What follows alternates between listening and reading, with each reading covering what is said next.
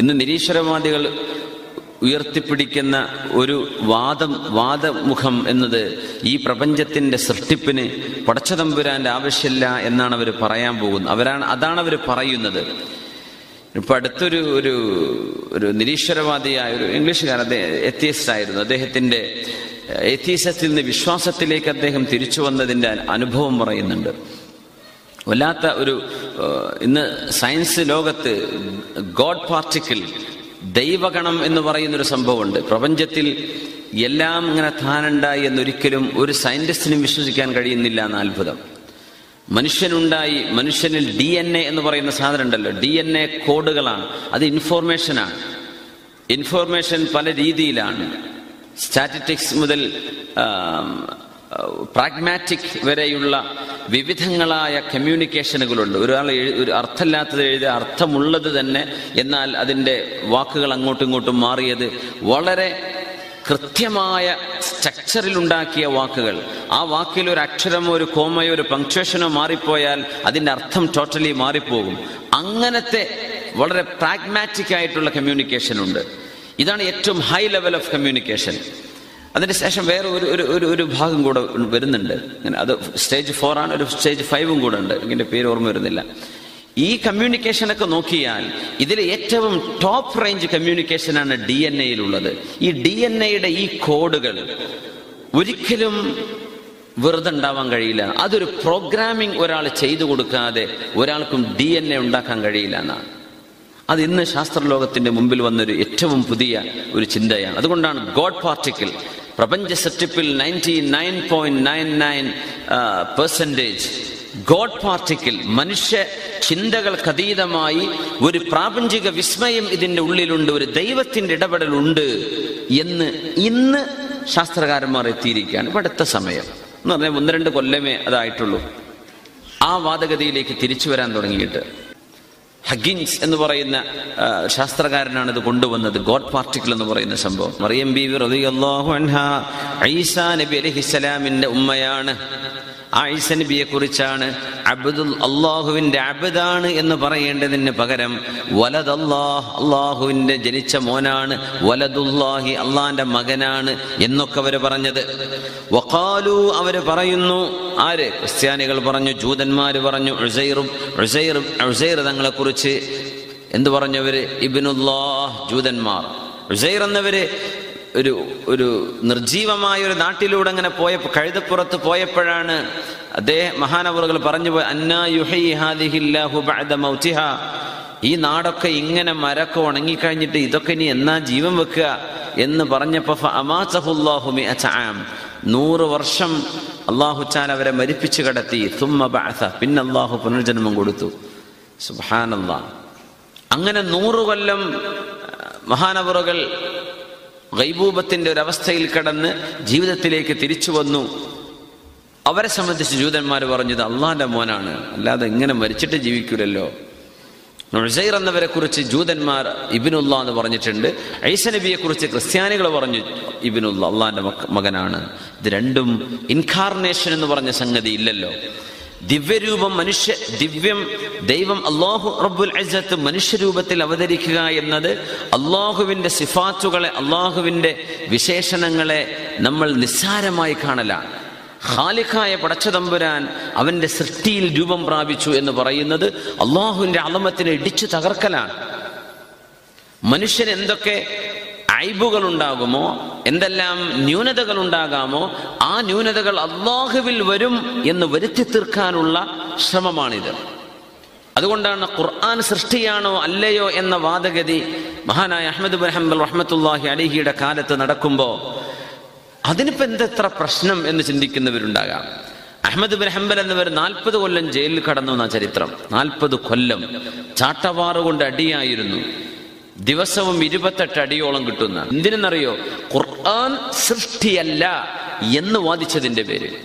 പക്ഷെ അന്നത്തെ ബിദ്അത്തുകാർ, അന്നത്തെ മുഅ്തസിലി ആശയക്കാർ, അന്നത്തെ ഭരണാധികാരി വാസിഖ് ബില്ലായും മുഅ്തസിം ബില്ലായും ഇവരൊക്കെ അന്ന് വാദിച്ചത് ഖുർആൻ സൃഷ്ടിയാണെന്ന്. അന്നത്തെ പുത്തനാശയക്കാർ അവർ പറഞ്ഞു ഖുർആൻ സൃഷ്ടിയാണ്. അഹ്മദ് ബിൻ ഹംബൽ തങ്ങൾ പറഞ്ഞു അല്ല, സൃഷ്ടിയല്ല, ഞാനത് പറയൂല, ഞാൻ ഹഖാ പറയുന്നത്, അല്ലാഹുവിന്റെ കലാം സൃഷ്ടിയല്ല.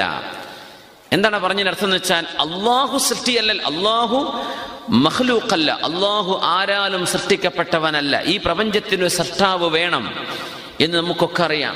ഏത് ചെറിയ കുട്ടിക്കും വലിയവർക്കും അറിയാം. വെറുതെ സാധനങ്ങൾ ഇത് ഉണ്ടാക്കിയ ഒരാൾ വേണം. അതാണ് ഇഖ്റ ബിസ്മി റബ്ബിക്കല്ലദീ ഖലഖ്, അള്ളാഹു ഉണ്ടാക്കിയവനാണ്, അള്ളാഹുവാണ് സൃഷ്ടിച്ചത്, അവന്റെ നാമത്തിൽ വായിക്കുക. ഇതാണ് ആദ്യം ഖുർആൻ ഇറങ്ങിയത്. ആദ്യത്തെ വചനം ഇതാണ്. സൃഷ്ടിപ്പ് ആര് ചെയ്തു? അത് അള്ളാഹുവാണ്. അള്ളാഹു റബ്ബുൽ ഇസ്സത്ത്, അല്ലാഹു സ്വമദ്, ലം യലിദ് വലം യൂലദ് വലം യകുൽ ലഹു കുഫുവൻ അഹദ്, ഖുൽ ഹുവല്ലാഹു അഹദ്. അല്ലാഹു ഏകനാണ്. അല്ലാഹുവിന്റെ വിശേഷണത്തിലും അല്ലാഹുവിന്റെ ദാത്തിലും പരമമായ ഏകത്വം ഒന്നേ ഒന്ന് അല്ലാഹു മാത്രമേ ഉള്ളൂ. അല്ലാഹു തആലക്ക് ഒരു പിതാവുണ്ട് എന്ന് വരികയാണെങ്കിൽ, മക്കളുണ്ടെന്ന് വന്നാൽ, പിതാവുണ്ടെന്ന് വന്നാൽ, ആ അല്ലാഹനെ ആര് പടച്ചു? അപ്പം വേറൊരാളെ പറയേണ്ടി വരും. അയാളാര് പടച്ചു? അയാളാര് പടച്ചു? അങ്ങനെ ടിൽ ഇൻഫിനിറ്റി, അനന്തമായ കാലം ഉത്തരമില്ലാത്തൊരു ചോദ്യമാണിത്. അതുകൊണ്ട് തന്നെ മനുഷ്യ ബുദ്ധിക്ക് ഏറ്റവും അനുയോജ്യമായതും ലോജിക്കായിട്ട് ചിന്തിക്കുകയാണെങ്കിൽ മനുഷ്യന് ബോധ്യപ്പെടുന്നതും ഹഖീഖത്തും അള്ളാഹുവിനെ ആരും സൃഷ്ടിച്ചതല്ല. ലം യലിദ് വലം യൂലദ്, അള്ളാഹു ഒരാൾക്കും ജനിച്ചവനല്ല. അള്ളാഹുവിനെ അള്ളാഹു ഒരാളെയും പ്രസവിച്ചിട്ടുമില്ല. ലം യലിദ് വലം യൂലദ്. He begets not, nor was he begotten. വലം യകുൽ ലഹു കുഫുവൻ അഹദ്. അള്ളാഹുവിന് തുല്യമായിട്ട് ഒന്നുമേ ആരുമേ ഒരു സാധനമേ ഇല്ല. ഇതാണ് അള്ളാഹു എന്ന സൃഷ്ടാവിനെ സംബന്ധിച്ചുള്ള കൺസെപ്റ്റ്. ഇത് മാത്രമേ മനുഷ്യ ബുദ്ധിക്ക് മനസ്സിലാക്കാനും കഴിയൂ. ലോകത്ത് എന്തെല്ലാം ദൈവങ്ങളുണ്ട്. രണ്ട് ദൈവങ്ങൾ. ഒരു രാജ്യത്ത് 2 പ്രസിഡന്റുണ്ടായ എന്താ അവസ്ഥ? ഒരു രാജ്യത്ത് 2 രാജാക്കന്മാരുണ്ടായ എന്താ കഥ? പ്രപഞ്ചത്തിന് 2 ദൈവം വേണ്ട, പ്രപഞ്ചത്തിന് ഒന്നേ പാടുള്ളൂ. ആ പടച്ച തമ്പുരാൻ ആരായിരിക്കണം? ആരാലും സൃഷ്ടിക്കപ്പെടാത്തവനാവണം, അല്ലെങ്കിൽ അതിന് ഉത്തരല്ല. പിന്നെ ആര് പഠിച്ചു? പിന്നെ ആര് പഠിച്ചു? അനന്തമായി പോവാണ്. ലം യലിദ് വലം യൂലദ് വലം യകുൽ. ഇത്രയും മനസ്സമാധാനവും മനുഷ്യന് മനസ്സിലാക്കാനും കഴിയുന്ന അള്ളാഹുവിനെ സംബന്ധിച്ചുള്ള ഒരു വിവരണം, ദൈവം ആരാണ് എന്ന വിവരണം അള്ളാഹുവിന്റെ കലാമിലേക്ക് കാണാൻ കഴിയും. ബാക്കി ഒരു മതവിശ്വാസികൾക്കും ഇത് വ്യാഖ്യാനിക്കാൻ കഴിയില്ല. അവന് തുല്യമായിട്ട് ആരുമേ ഇല്ല. ആ റബ്ബ് തആല എല്ലാവിധ ന്യൂനതകളുടെ വിശേഷണങ്ങളിൽ നിന്നും വിമുക്തനാണ് എന്ന് നമ്മൾ പറയും. അങ്ങനെയാണ് അള്ളാഹുവിനെ വിശേഷിപ്പിച്ചത്. അള്ളാഹു സുബ്ഹാനഹു വ തആല, മനുഷ്യന് ജനനമുണ്ടായി, മനുഷ്യന് മരണമുണ്ട്, മനുഷ്യന് വിസർജ്യമുണ്ട്, മനുഷ്യന് അസുഖം വരും, മനുഷ്യന് വിശ്രമിക്കണം, മനുഷ്യന് ഉറങ്ങണം. ഇതൊന്നും അള്ളാഹുവിനെ ബാധിക്കുന്നില്ല.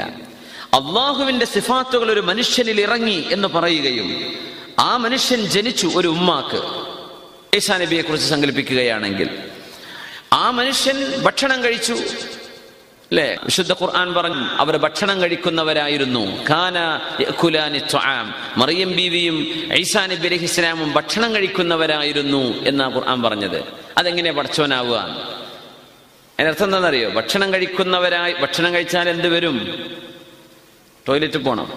അത് അല്ലാഹുവിടെ പറഞ്ഞില്ല എന്നാണ്. ആ ഒരു ന്യൂനതയുടെ വിശേഷണങ്ങൾ നിങ്ങൾ അള്ളാഹുലേക്ക് ചേർക്കുകയാണോ? അള്ളാഹു മുനസ്സഹുൻ അൻ കുല്ലി ദാലിക്. അള്ളാഹു he is transcends from all this. അള്ളാഹു ഇതിനൊക്കെ അതീതമാണ് റബ്ബ് സുബ്ഹാനഹു വ തആല.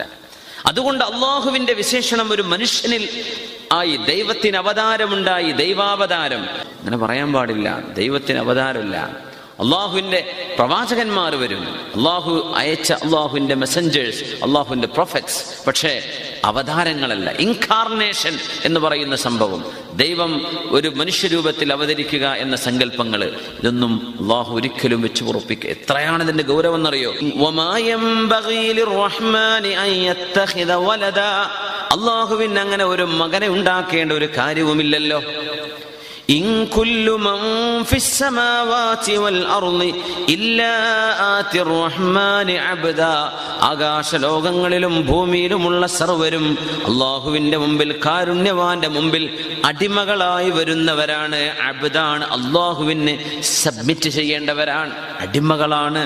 പിന്നെ അടിമകളായി അള്ളാഹു പടച്ചവർ എങ്ങനെയാ ഉടമയെ പോലാവുക? അള്ളാഹിന്റെ സൃഷ്ടി എങ്ങനെ പിന്നെ അള്ളാഹിനെ പോലാവുക? ഈസാ നബി അലൈഹിസ്സലാമിനെ സംബന്ധിച്ചൊക്കെ ആ പറയുന്നത് വളരെ അബദ്ധജടിലമാണ്. മനുഷ്യരൂപത്തിൽ ദൈവം ഇറങ്ങി, അപ്പൊ അതിന്റെ മുമ്പ് ഇവിടെ പ്രപഞ്ചല്ലേ? അതിപ്പോ ആരാ പിന്നെ പഠിച്ചത്? ഈസാ നബിക്ക് മുമ്പുള്ളവരെ ഈസാ നബി അലൈഹിസ്സലാം അങ്ങനെ ആണെങ്കിൽ, അവർ പറയുന്ന പോലെ ആണെങ്കിൽ, ഈസാ നബിയുടെ മുമ്പ് ഇവിടെ ലോകല്ലേ, ആ ലോകം ആര് നിയന്ത്രിച്ചു? അതിനൊന്നും ഉത്തരല്ല. കന്യാമറിയം അല്ലെങ്കിൽ മറിയം അലൈഹിസ്സലാം, മറിയം ബീവിയും ഈസാ നബിയും ജിബ്രീൽ അലൈഹിസ്സലാമും, ചിലർ അങ്ങനെ പറയും ഇത് മൂന്നും കൂടിയിട്ടാ ദൈവം. ചില ജിബ്രീൽ അലൈഹിസ്സലാമിനെ ഒഴിവാക്കിയിട്ട് അള്ളാഹിനെ പിടിക്കുന്നത് father, the son and the mother, അല്ലെ? Father, son and mother. അവർ ഉദ്ദേശിക്കുന്ന അള്ളാഹു, ഈസാ നബി, ഉമ്മ മറിയം ബീവി. ചിലർ പറയും father, mother and holy ghost, ജിബ്രീൽ അലൈഹിസ്സലാം, ഈസാ നബി, അള്ളാഹു. ഇങ്ങനെ മൂന്നെണ്ണം വെച്ചിട്ടാ കളി.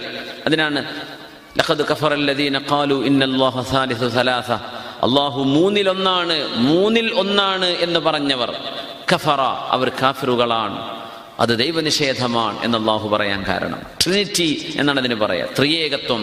1 + 1 + 1 = 1. It's A strange calculation in itself.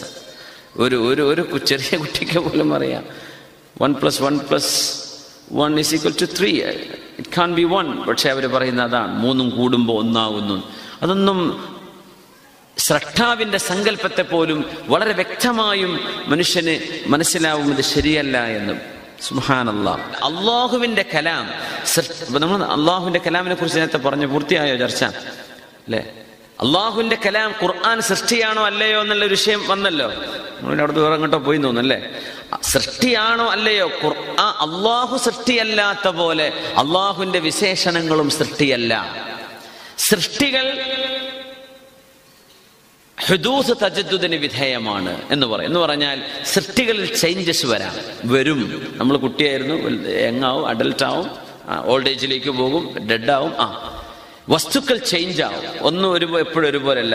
Flower വിരിഞ്ഞു കഴിഞ്ഞാൽ പിന്നെ കുറച്ച് കഴിഞ്ഞാൽ അത് എന്ത് ചെയ്യും? വാടിപ്പോവും. ഏത് കാര്യം ചേഞ്ച് ചെയ്ത് കോൺസ്റ്റന്റ് ചേഞ്ചിലാണ് എല്ലാ സൃഷ്ടിയും. ഇതൊക്കെ നമ്മൾ കിതാബിലൊക്കെ ഹുദൂസ് തജദ്ദുദ് എന്നാ പറയാ. അള്ളാഹുവിന്റെ കലാം, അള്ളാന്റെ സംസാരം, അത് നമ്മൾ എഴുതി വെച്ച പേപ്പറിനെ കുറിച്ചല്ലേ ഖുർആൻ സൃഷ്ടി എന്ന് പറഞ്ഞാൽ. ഈ പേപ്പറിനെ കുറിച്ചല്ലേ പറഞ്ഞത്. പേപ്പറും പക്ഷെ അതൊക്കെ സൃഷ്ടിയാണ്. പക്ഷെ അതിൽ നമ്മൾ രേഖപ്പെടുത്തുന്ന അള്ളാഹുവിന്റെ വചനമായി നമ്മൾ ഓതുന്ന അള്ളാഹുവിന്റെ കലാം, അത് സൃഷ്ടിയാണോ? അല്ല, അത് അസലിയാണ്. അള്ളാഹു അവന്റെ ദാത്തിന്റെ കൂടെയാണ് അള്ളാഹുവിന്റെ വിശേഷണങ്ങൾ. ഈ അഖീദ എന്ന് പറഞ്ഞത് വേറെ നമ്മൾ ഒരുപാട് പഠിക്കേണ്ട വിഷയമാണ്. നമ്മൾ അള്ളാഹിനെ പറ്റി വിശ്വസിക്കുക എന്ന് പറയും. എന്തേ അള്ളാഹിനെ പറ്റി വിശ്വസിക്കേണ്ടതെന്ന്? അതിനാണ് ഇൽമുൽ അഖീദ എന്ന് പറയാം. അഖീദയുടെ ശാസ്ത്രമുണ്ട്. അശ്അരി, മാതുരിദി 2 മദ്ഹബുകളാണ് അതിലുള്ളത്. നമ്മളൊക്കെ അശ്അരി മദ്ഹബുകാരാണ്. എന്താണ് അള്ളാഹിനെ പറ്റി വിശ്വസിക്കേണ്ടത്? അള്ളാഹുവിന് കലാമുണ്ട്, എന്താണ് ആ പറഞ്ഞതിന്റെ അർത്ഥം? അള്ളാഹു കേൾക്കുന്നു, നമ്മളും കേൾക്കില്ല. എന്താണ് അള്ളാഹുവിന്റെ സമഉം നമ്മുടെ സമഉം തമ്മിലുള്ള വ്യത്യാസം എന്താണ്? ഇങ്ങനെ നമ്മുടെ വിശ്വാസത്തിന്, അഖീദക്ക് വിശദീകരണങ്ങളുണ്ട്. നമ്മൾ അതിലേക്കൊന്നും ഇപ്പോൾ സാധാരണക്കാർ കടക്കൂല. നമ്മൾ മൊത്തത്തിൽ അള്ളാഹുവിന്റെ വാജിബായ സിഫത്തുകൾ, അള്ളാഹു സുബ്ഹാനഹു വ തആലക്ക് പാടില്ലാത്തത് എന്നൊക്കെ നമ്മൾ മൊത്തത്തിൽ എണ്ണി പറഞ്ഞു പോയി ചെയ്യൂ. പക്ഷെ അതിന്റെ ഉള്ളിലേക്ക് ഇറങ്ങുന്നത് വളരെ ഡീപ്പായിട്ട് പഠിക്കേണ്ട വിഷയമാണ്. ഇരിക്കട്ടെ, അള്ളാന്റെ കലാം സൃഷ്ടിയാണെന്ന് വാദിച്ചു കഴിഞ്ഞാൽ അത് തിരുത്തപ്പെടാം എന്നതിന്റെ പിന്നാലെ വരും. അതാണ് വിഷയം. സൃഷ്ടികൾ മാറ്റത്തിന് വിധേയമാണ്. അപ്പൊ അള്ളാന്റെ ഈ കലാം ഇവിടെ യോജിക്കണില്ല, ഇതിപ്പോ ഒന്ന് മാറ്റാം അല്ലെങ്കിൽ അതൊന്ന് ചേഞ്ച് ചെയ്യാം എന്ന് വാദം വരും. സൃഷ്ടിയാണെന്ന് പറഞ്ഞാൽ ആ തിരുത്താനുള്ള തുടക്കമാണ് ഈ സൃഷ്ടിവാദം. അതുകൊണ്ടാണ് അഹ്മദ് ബിൻ ഹംബൽ എന്നവരെ നിന്നൊടുക്കാത്തത്.